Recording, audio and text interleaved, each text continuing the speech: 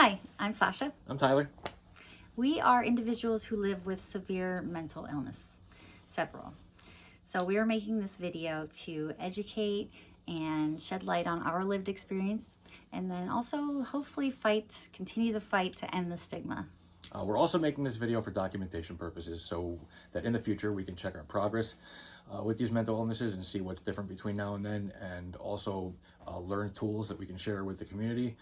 We are interested in connecting with similar or interested individuals on the topic of mental illness, so make sure to stay tuned. Yep. My mental health diagnoses are borderline personality disorder, bipolar disorder, ADHD, and complex PTSD. I have identical diagnosis as well as being an addict. So it's a complex road. And what we're going to do today is answer 10 questions that have been designed to get to the heart of our experience with these illnesses. We hope you enjoy, and see you on the flip.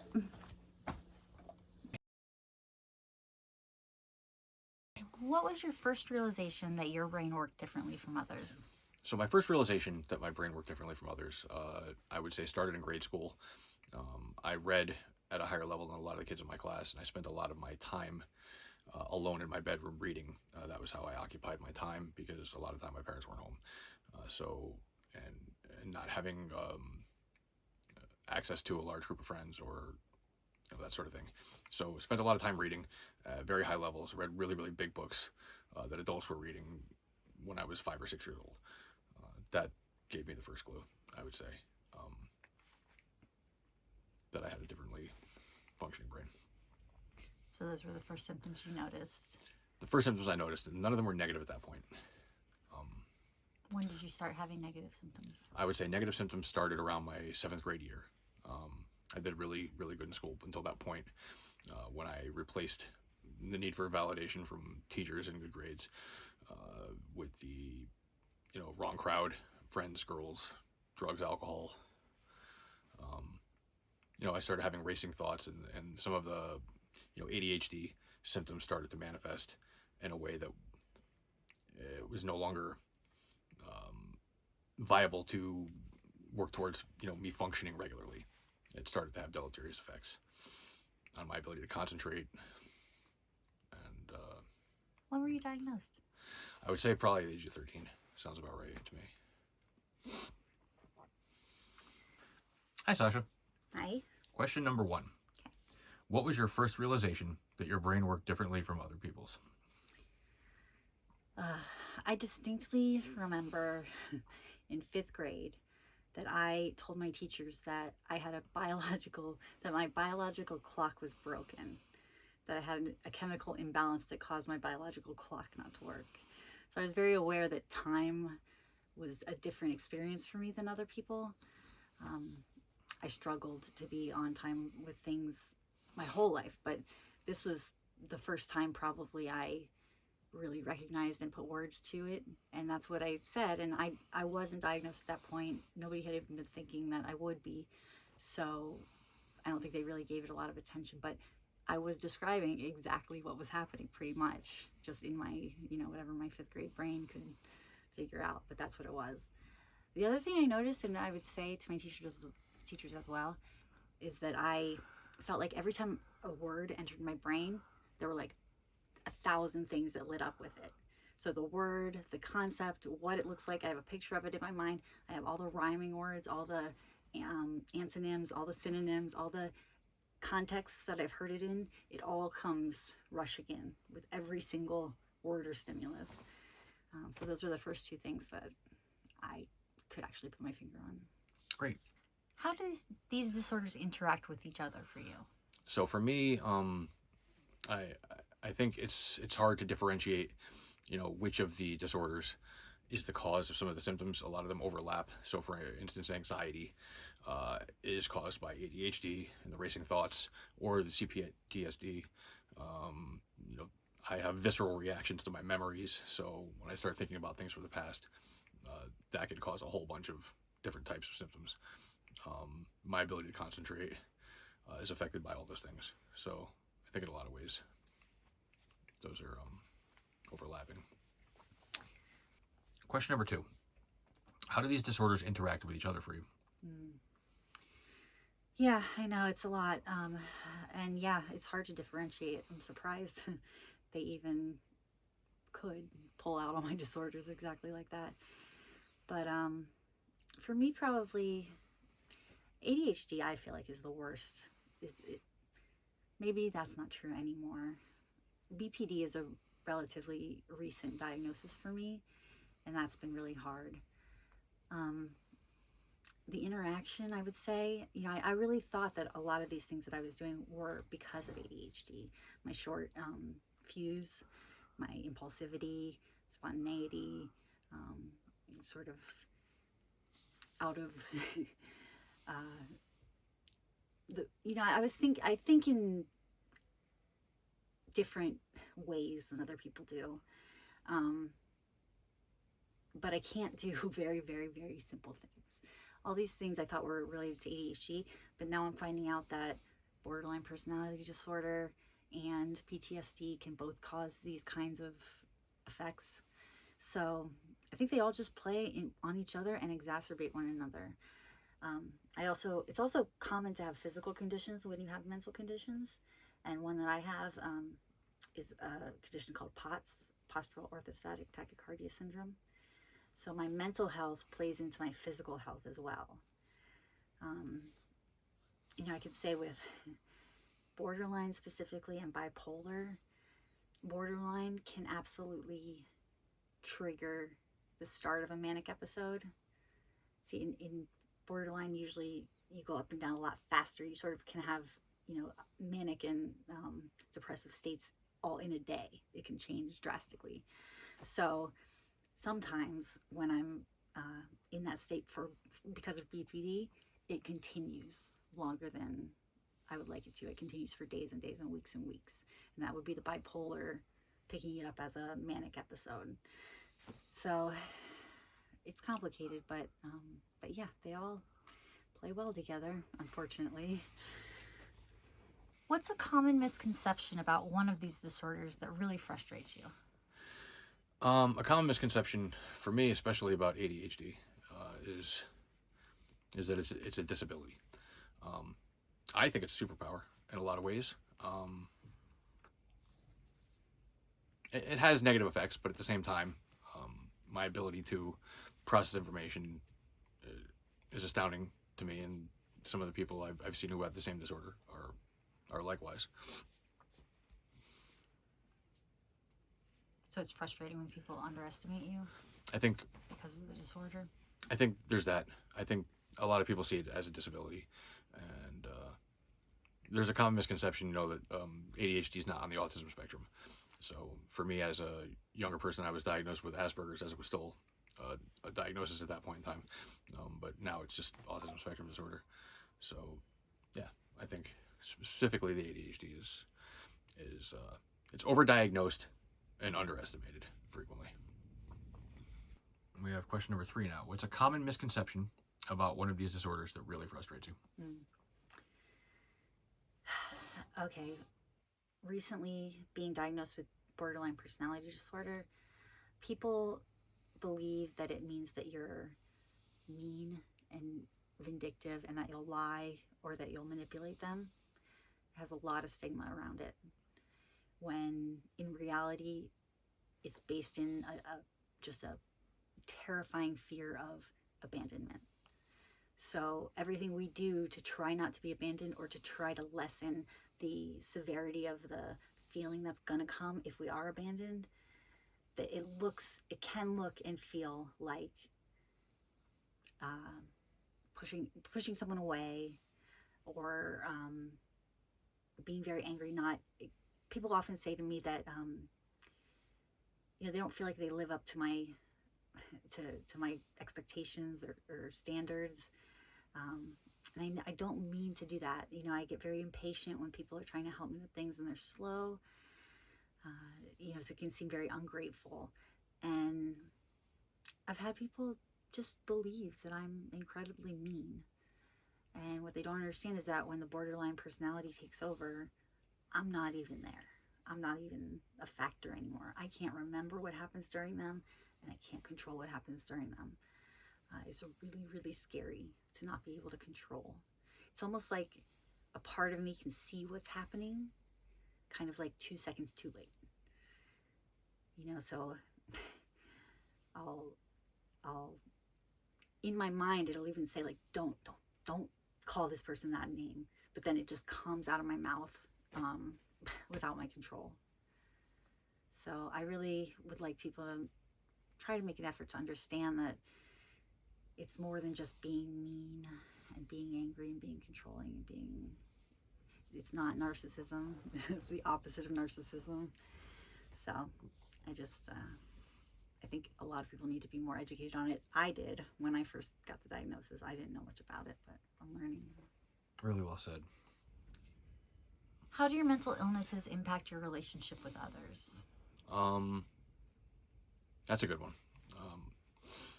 It depends on which disorder we're talking about and how they affect my daily life. Sometimes I don't react at the speed necessary to create the image that I understand what people are saying or doing, because I'm either off in my head or because I'm second guessing myself and my own abilities in my desire to perform a task correctly. My BPD makes it very hard to form long-lasting relationships, because I oftentimes think that people are against me or working to hurt me in some way. It's hard to trust. And as a defense mechanism in response to that, I've sort of built this persona of just giving things away to make other people happy and becoming a people pleaser. That's been negative in my life, so people often mistake my kindness for weakness and take advantage. How do your mental illnesses impact your relationships with others? Tremendously. They affect every relationship that I have. And truthfully, I don't have many very close personal relationships because of it. Anybody that I do allow to get close enough, I also allow them close enough to be hurt by me. So it's a double-edged sword. A lot of times I just don't feel like I want to inflict myself on people. I don't want to force them to have to deal with me. So I'll just sit out of things or not attend things because I don't feel like my participation is worthwhile. Man, what was the question? How do your mental illnesses impact your relationships with others? Yeah.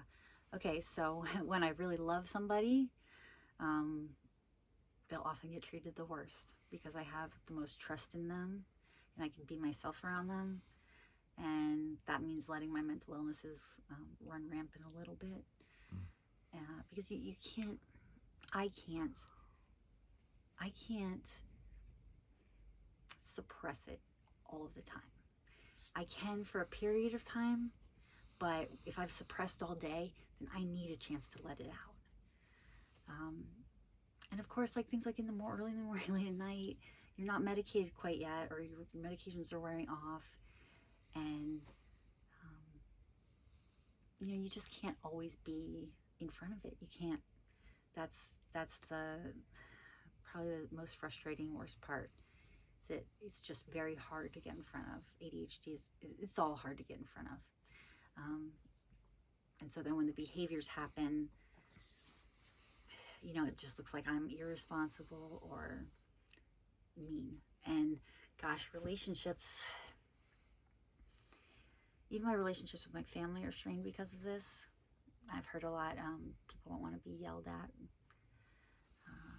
People don't want to be kicked out. That's something that I have a tendency to do. There's a tendency to throw things when I'm angry. These are not pretty, but I'm just being honest. I've thrown a lot of dishes down the stairs when I'm angry. So it affects all my relationships. It also affects, my professional relationships, even with my own psychiatrist. I can't, and can't means won't, but really, I am never on time. I have tried my entire life to get this under control and to be on time for things. I'm not a stupid person. And if I could intellectually get in front of my ADHD, if there was anything that worked, like setting your watch 10 minutes fast, like leaving an hour early, like leaving, estimating double the time it's going to take things to happen. Like, it's I could have the best intentions. I can have my clock set for 20 minutes ahead. I can have the plan to leave 5 after, so that I'll get somewhere, by 45 after, so that I have room for traffic. Those are my intentions. But with the ADHD, it's so frustrating that as you get closer to doing the thing, as you get closer to performing the action, it gets more intense. I have more anxiety, more brain fog.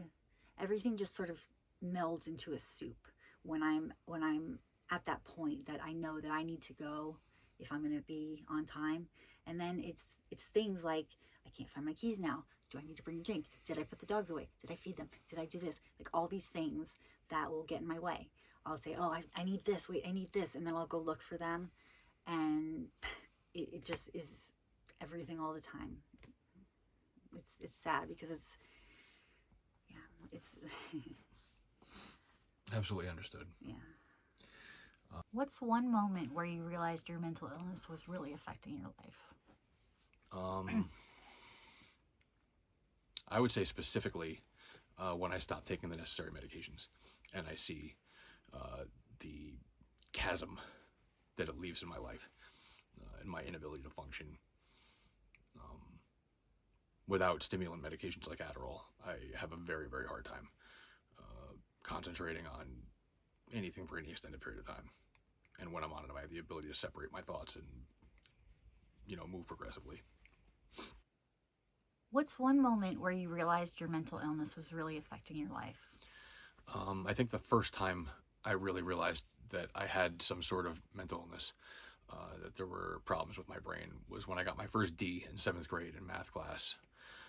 My teacher wouldn't allow me to do any extra credit work to make it back, and I basically just gave up my entire life at that point.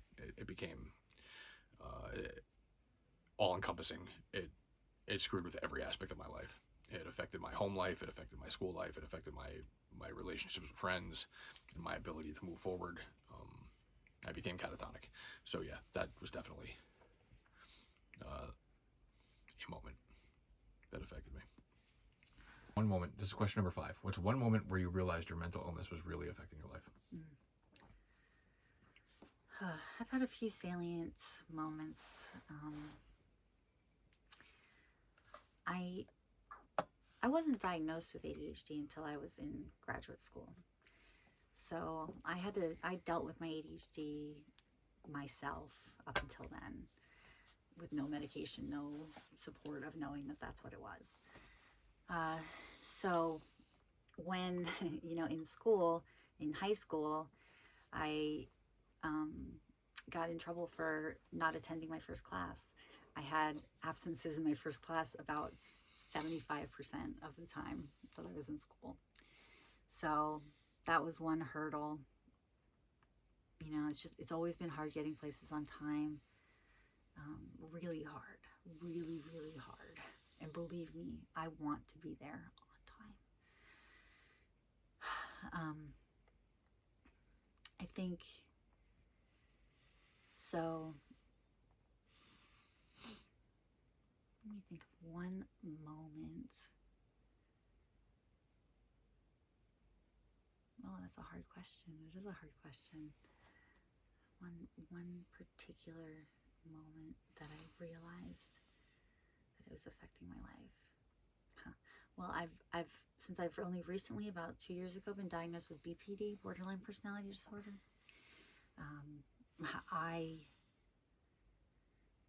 I didn't realize the extent to it really until probably it was like the third time over the last year that I've been to the mental hospital. And the doctor there was trying to gently let me know that she believed that I had BPD. And she listed off all the symptoms and the tendencies, and she was describing me to a T. A lot of things that I didn't realize were part of a mental disorder that I just thought were defects of my character or personality. So being able to know now what is occurring and not being able to stop it in time to save my relationship. I had a long-term relationship that got severely affected by the way that I treated him because of the BPD. And I couldn't change it. I wanted to make things work, and I wanted to be different. But I couldn't. What's one coping mechanism that actually works for you? One coping mechanism that works really well for me is removing myself from a situation and breathing and having time to think over situations that I'm reacting negatively to.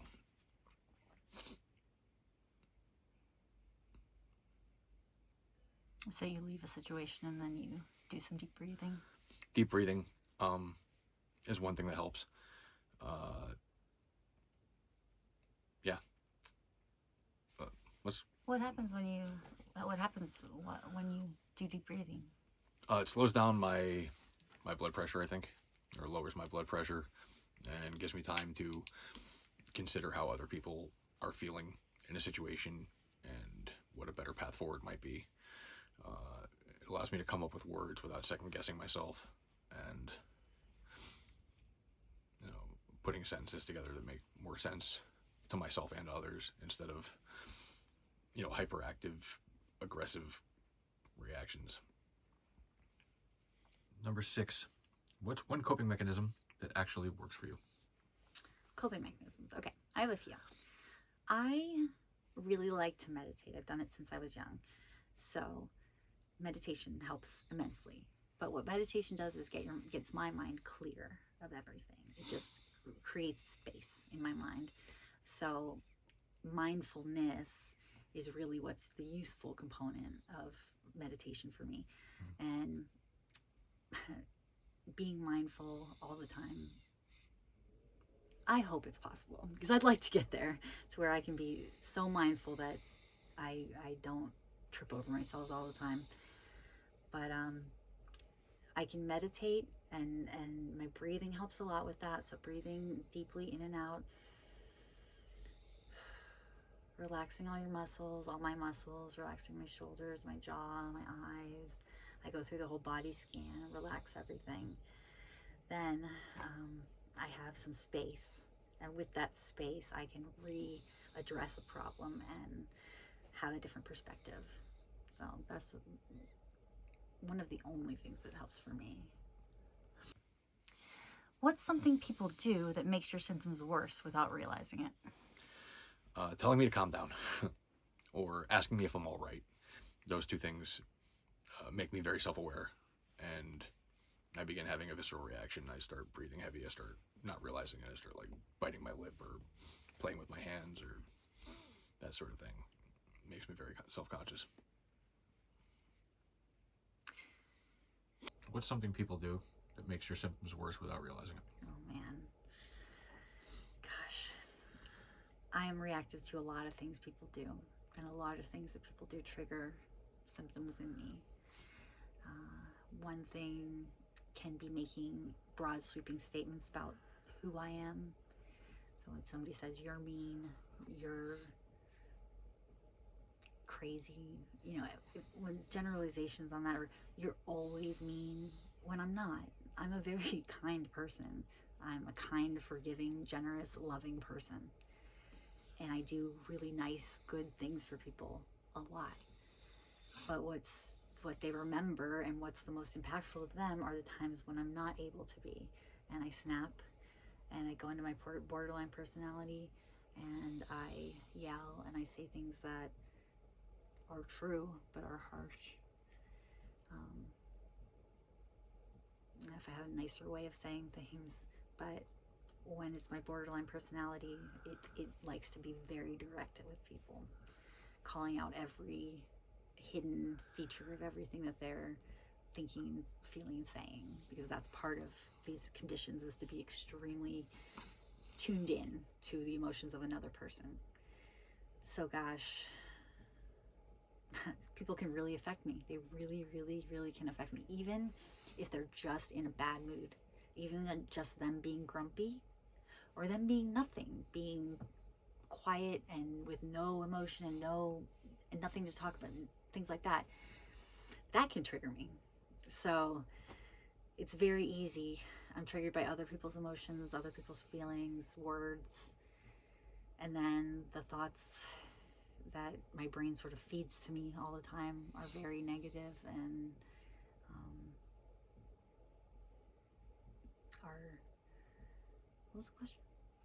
What's something people do that make your Gosh. symptoms worse without realizing it? Yeah. So yes, people borderline personality disorder really is a relationship-based situation. So it only really comes out when you're having a relationship with somebody.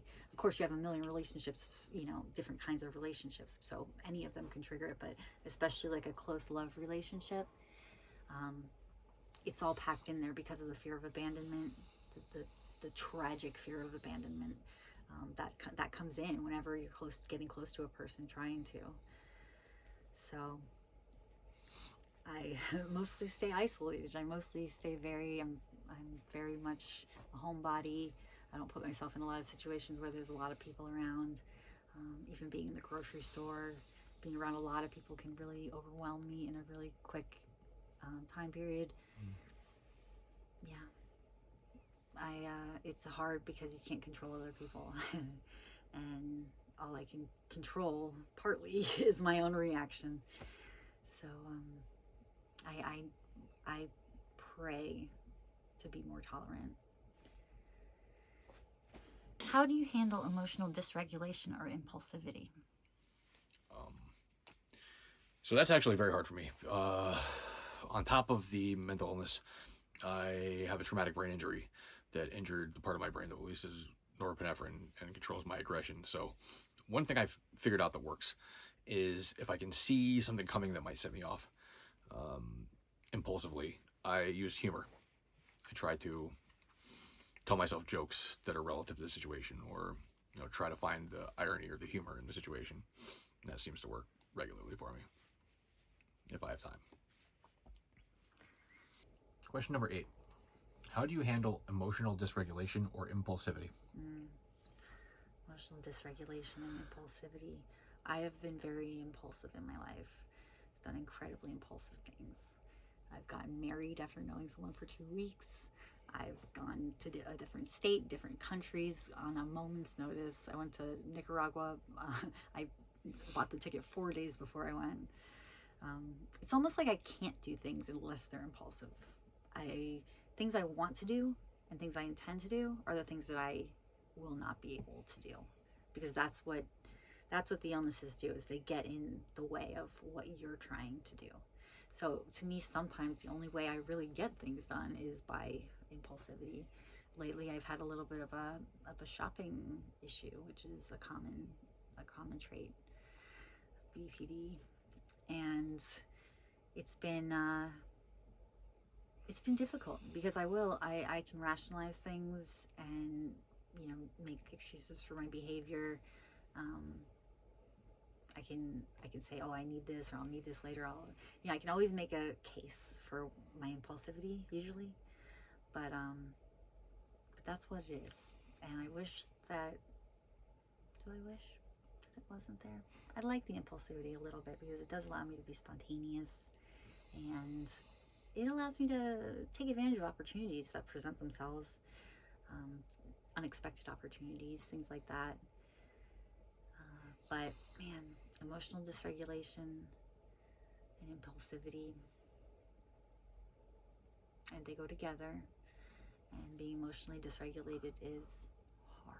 It is so hard to not know why you feel like the earth is gonna explode, why you feel like life is almost over, why you feel like the saddest you've ever been, the most sad that you could ever comprehend, when there's no stimulus for that to happen. They can be created from my brain. It's often created from my brain.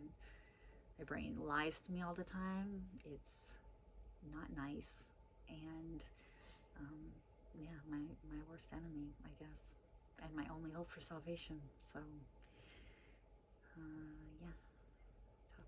If you could describe your experience with mental illness in one sentence, what would it be? I would say it's been a hell of a journey, but I wouldn't change anything.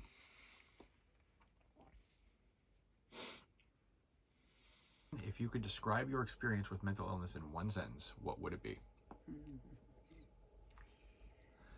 What would it be?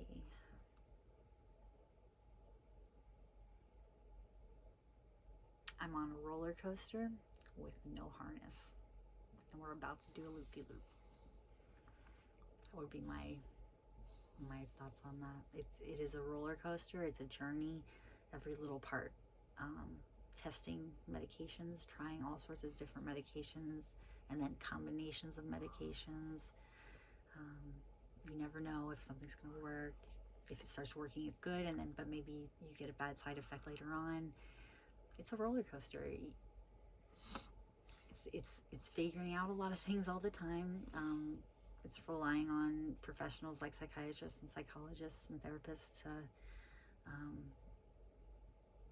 was the question? If you could describe your experience with mental illness in one sentence, what would it be? To guide you through those things and lead you to, you really have to be able to trust and give up some of your control to that. You have to be able to kind of take suggestions, which is hard. Roller coaster. It's a roller coaster, and I'm not strapped.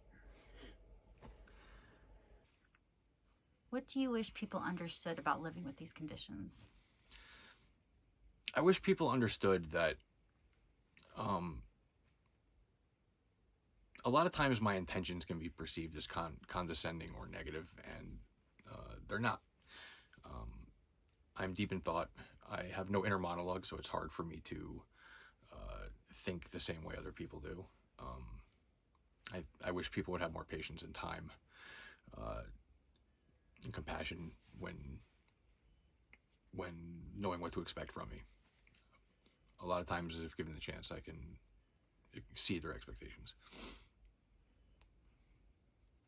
Excellent. Well, thanks for answering the questions. Thanks for your time. Last but not least, we have question 10. Wrapping this up is, what do you wish people understood about living with these conditions? I wish people understood that it is very hard to control. I hate to say that it's not my fault, but the reason I developed these mental illnesses is a lot because of trauma that I dealt with in childhood. So in that sense, it's not my fault. Also, my brain just being differently functioning with the ADHD and things, like, that is my fault either. So even though they're not my fault, I do know that they're my responsibility. I wish people would understand that I'm trying, that I might not always succeed, but I'm trying. And I really wish people would educate themselves on especially borderline personality disorder, because it has such a stigma and people think it's really bad. And it's really nothing about manipulation and lying and anything like that. It's doing everything and anything in your power to not be abandoned and feel that loss, that rejection. And that gets complicated. We'll do a lot of things in a lot of different directions and ways to prevent that from happening. So I wish people would understand what the roots are to the illnesses. I wish people understood that ADHD is a brain condition. It's not something that I've developed because of Instagram or, commercials or watching too much TV or computer pop-ups, or what. It's not about that. It's a chemical and a structural difference in the way my brain works. So I just wish people could grasp that these things are not my fault, and they're not defects in my character or personality, but they're illnesses. I wish they could be treated like illnesses.